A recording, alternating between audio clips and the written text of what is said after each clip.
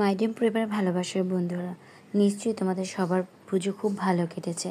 হ্যাঁ, তোমাদের ভিডিওগুলো দেখে তাই মনে হচ্ছে।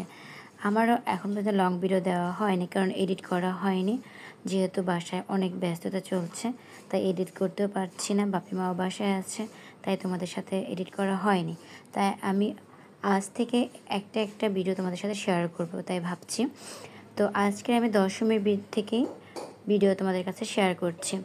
সকালবেলায় আর্মিবাবু তার অফিসের জন্য সুন্দরভাবে ডালা সাজিয়ে পুজোর উপহার নিয়ে যাচ্ছে। সাধারণত তারা খুবই পছন্দ করে আমার হাতে। তো মাও ছিল বাসায়, মা অনেকটাই হেল্প করেছে, আর আমিও পছন্দ করি।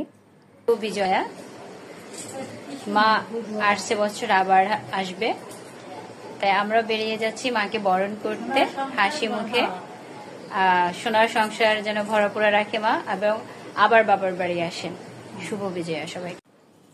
সকাল 10টার ভিতরে আমরা চলে গেলাম মহাখালী, কারণ এখানে আমার ভাসুরজি থাকে, ওদের বাড়ির সামনেতেই পূজা হয়।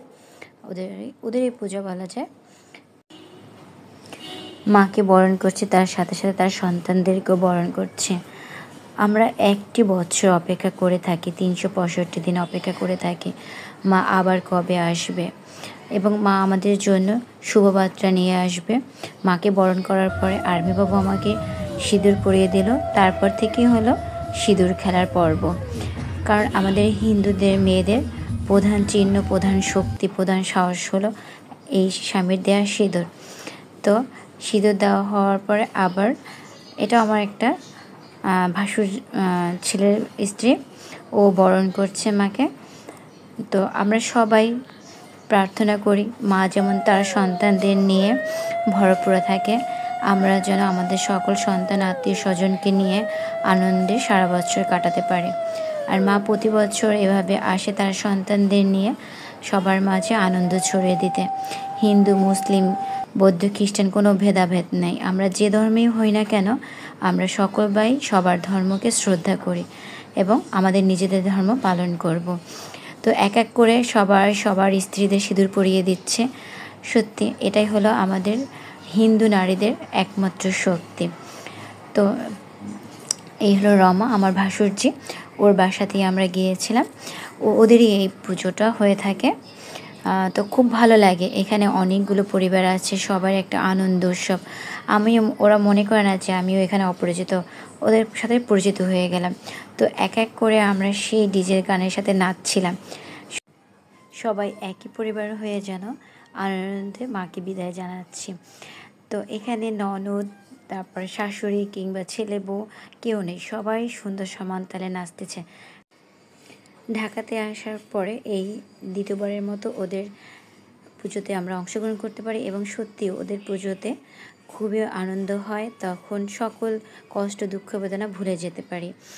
আর সবথেকে বেশি ভালো লাগে এখানে সবাই মনে হচ্ছে যেন এক পরিবার, কারণ এখানে কিন্তু বিভিন্ন অঞ্চলের, চিটাগাং, নোয়াখালী, ভোলা, কুমিল্লার বিভিন্ন অঞ্চলের লোকজন, কিন্তু এটা হলো মহাখালী খ্রিস্টান পাড়া বলা যায় নাকি, আমি ঠিক জানি না। ওখানটারে খুব সুন্দর একটা আয়োজন। এখানে কালী পুজো হয়, সরস্বতী পুজো হয়, সবাই মিলেমিশে এটা উদযাপন করে। আর বাচ্চারা তো মানে যেন সারা বছর এই দিনটির জন্য অপেক্ষা করে থাকে, অনেক প্ল্যান করে থাকে কি করবে পুজোতে। তো আমি এবারে তেমন ঘুরতে পারিনি, তারপরও এই দিনটি রেখেছিলাম মেয়ের আনন্দের জন্য, যে সকাল থেকে সন্ধ্যা পর্যন্ত আমরা এখানে থাকব। তো আনন্দ কেন কমতি হবে। তাই আমার আনরোমান্টিক আর্মিবাবুকে জোর করেই নাচানো হলো। তারপরে বললাম চলো এবার কাকা ভাতিজা একটু নাচো তো। এরে বাবা, সেই বলার পরে কাকা একটু লজ্জা পেলেও ভাতিজা বলে চলো নাচি। এদের নাচ দেখে তো সবাই অবাক, কারণ এরা কখনোই এভাবে নাচেনি। এই আমার বিয়ের পরে প্রথম নাচ দেখলাম। তো তোমরা সবাই ভালো থেকো। দশমীর দ্বিতীয় পর্ব দেখার জন্য অবশ্যই পেজটি ফলো দিয়ে রাখবে। আর যদি ইউটিউব চ্যানেল